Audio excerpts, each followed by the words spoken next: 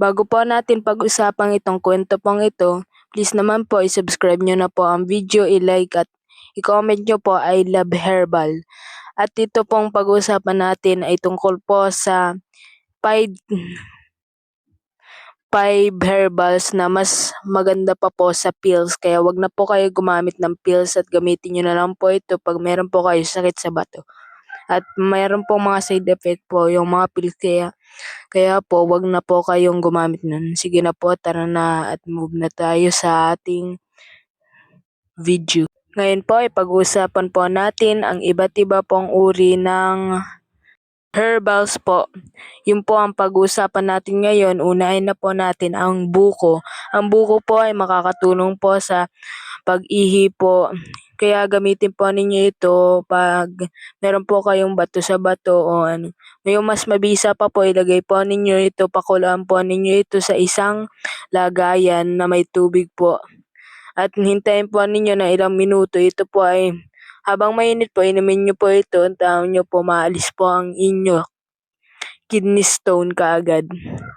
Tingnan po natin, ilagay nyo po sa comment section kung gumaling nga po. Yun po, salamat po sa pag-nanonood. Joke lang po. Next up naman po natin ang balbas pusa o tahibo.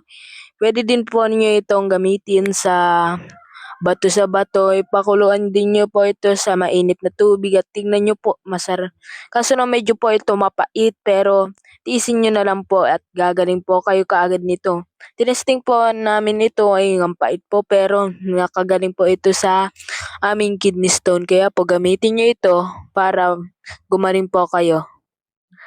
Next up na po natin, ang alam nyo na po at pinakamabisa po ang sambong. Ang sambong po ay napakabisa po. Tinry na po namin ito ilang beses. Una po, magpakulo po kayo ng mainit na tubig at ilagay nyo po ito sa baso.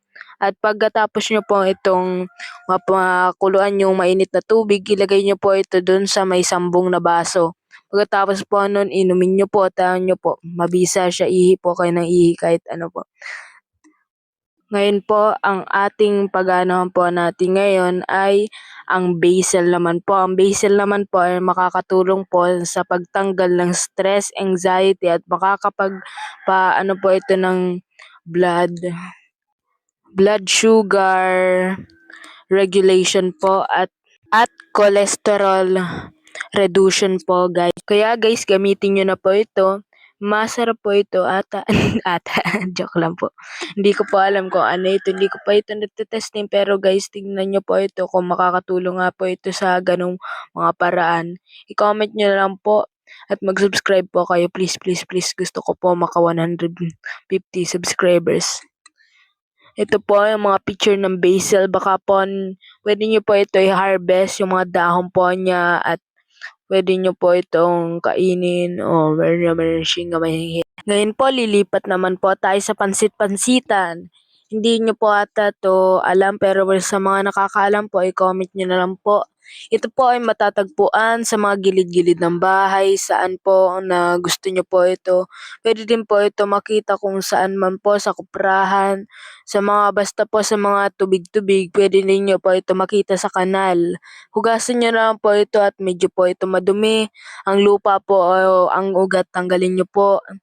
Sa pag-ano po nun, pwede nyo na po ito pakuluan sa mainit na tubig.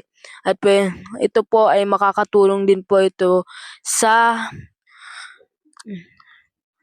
pampatanggal din ito po ng uric acid at pampatanggal din po ito ng kidney stone. Kaya po, anuhin nyo na po ito, bunutin nyo po ito. Huwag nyo po ito itapon. Pwede nyo po ito gamitin sa pagtatanggal po ng bato sa bato o pagbaba po ng uric acid. Kaya po, ito po ang aming video tungkol po sa mga 5 things na pwede po magpagaling sa inyong kidney stone at marami pa pong iba. Salamat po sa panonood.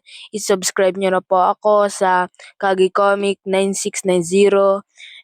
Yun na po at paalis na po ako. Bye-bye. Thank you po sa panonood at enjoy nyo po yun. Pag na-enjoy nyo po ito, mag-subscribe po kayo, mag-like, mag-comment po kayo kung mga na-testing nyo na po ito at pwede din nyo po akong ano po sa Facebook kung pwede, kung gusto nyo po.